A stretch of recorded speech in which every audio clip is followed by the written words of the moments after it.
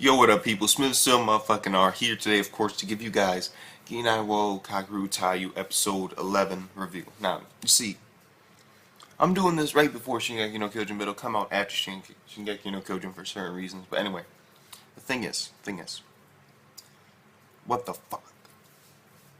I did definitely not see this episode coming. This episode was actually pretty intriguing. I mean, it wasn't as fucked up, but it was still pretty fucked up. Oh my god. Like, again, this little girl, that's like 13, and she's like nude, like legit, she's nude, and I'm like, what the fuck is this? Like, but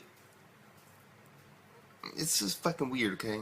And basically, the episode was they just got back from the fucking riot, where their house just got burned the fuck down, and so they're gonna go hide with the fortune tellers from episode 1, and then from there, one of them, the girl with the fucking like moon shit on her. What the fuck was her name again? Oh, fuck it, that bitch though with the blue hair.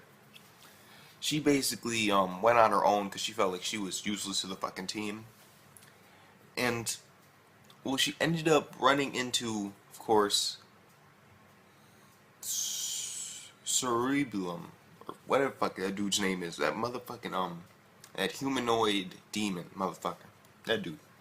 She ran into him, and she also ran into Luna, and he was like, huh.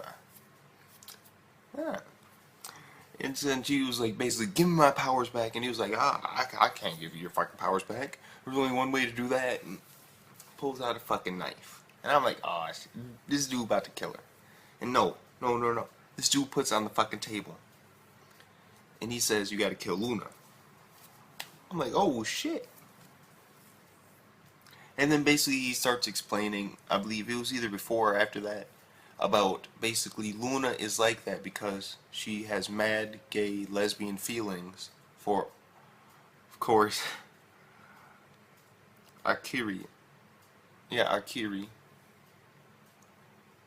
And every time that Luna saw those two together, she would get mad jealous. And so those are actually a true feeling. She wants to actually kill her. And he just fucking left. He's like, either way, I can't do shit about your powers. I can't do shit about Luna. That's her will, and that's your problem. So fuck it. You gotta take care of yourself. You can either kill her or not, but you got a couple hours before she wakes up and she'll murder your ass. And then he basically leaves, and then you just see her pick up the knife. She's about to, and then she just stops and she's like, no, this isn't what I want. And then she puts a knife down.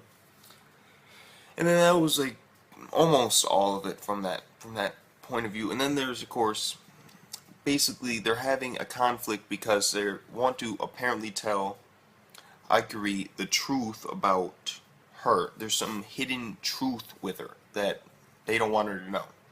And she's basically, and the headmistress fucking, the head lady fucking, she's basically like, she deserves to know. I'm gonna tell her.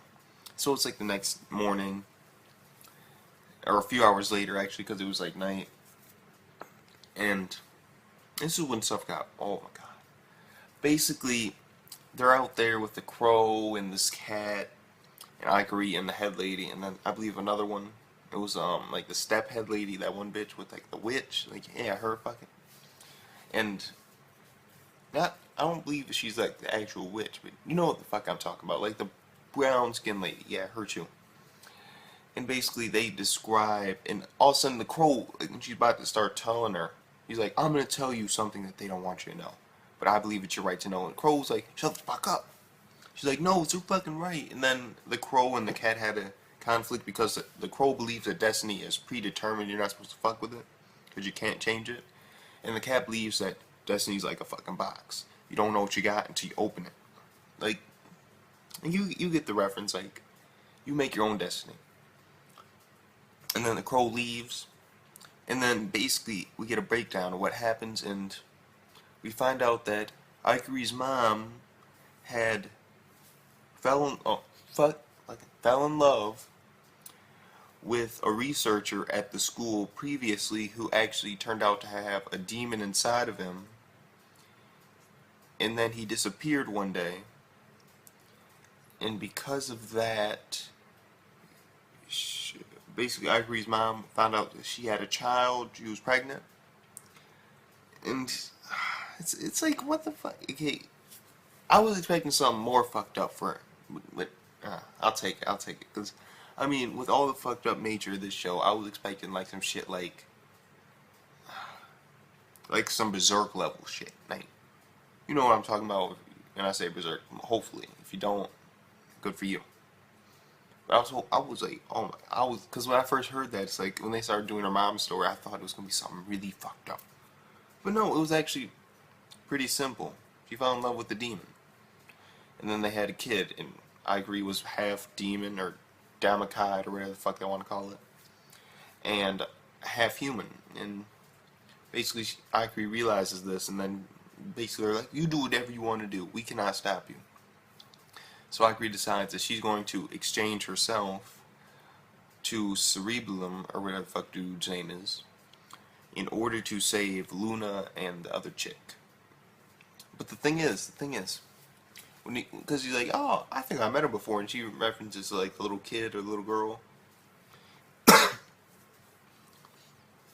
And then, this is when stuff gets like, whoa. And this gets when shit gets underhanded as shit.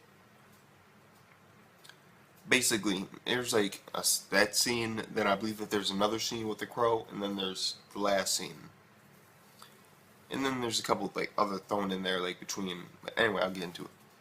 Okay, basically what happens is Luna goes to the fucking cemetery and she sees the little kid there and he's like, oh, Oni-chan, and all that shit. And then she's like, cut the fucking bullshit. It's like, I know, show me who you really are. And then also she changed her voice to like a dude, and you could actually hear him talking and shit, basically describing everything that's happening. And then I believe,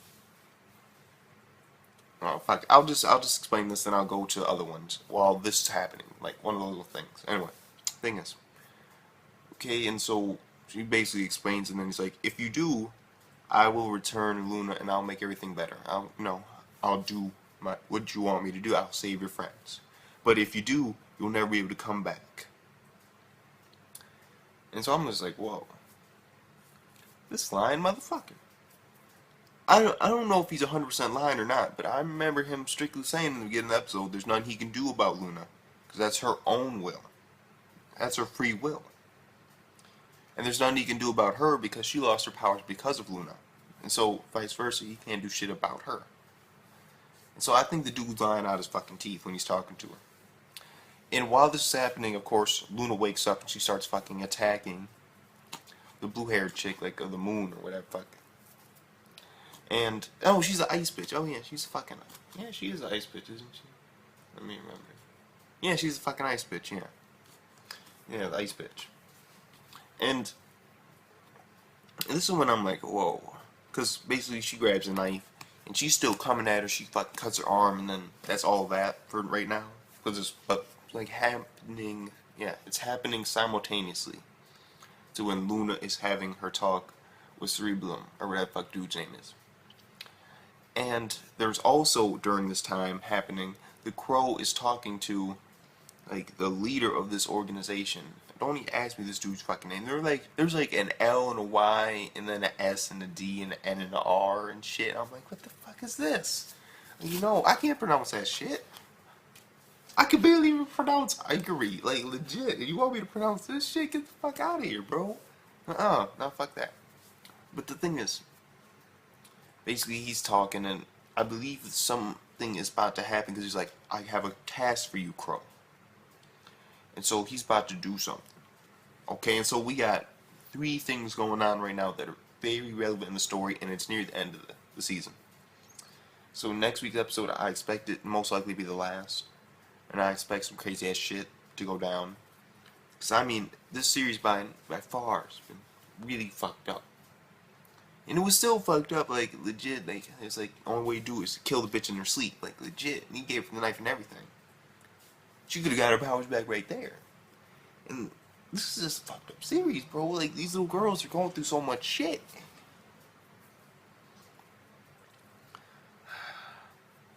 Overall, I gotta give this episode, you know what? It progressed the story smoothly. and it sets it up for a not so bullshitty ending. So with that being said, I'll give it an 8 out of 10. Yeah, 8 out of 10. It was a solid, good episode. It was continuing the story perfectly. It made sense. Ooh, one more thing. I remember this motherfucker Cerebrium. He brought out fucking Ikery's cousin, and he knew about that shit. I'm like, oh fuck. So we'll see what happens there, because he said that he has information on that one too, but why she turned into a demon. We already know it was because of jealousy, but still, fuck it. So Smith's in my fucking honor. Comment, like, subscribe, and all this shit. Peace the fuck out.